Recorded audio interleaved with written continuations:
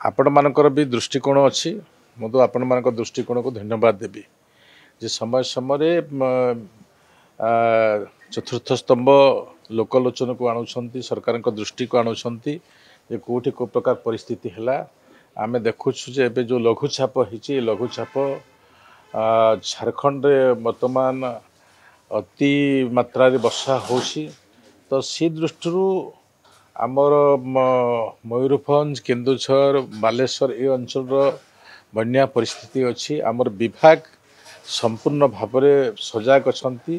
विभागीय अधिकारी माने जो पानी पशिब तुरंत ताको आउ थे सैनिटाइज करवा ये प्रकार व्यवस्था अच्छु आम समस्त व्यवस्था भी से जोगे देछु जे कौन प्रकार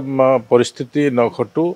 जल माध्यम से प्रकार व्यवस्था भी आम रखीचु एवं आम सरकार अन्य दिग को भी एबे वर्षारे चाषी भी कष्ट पाए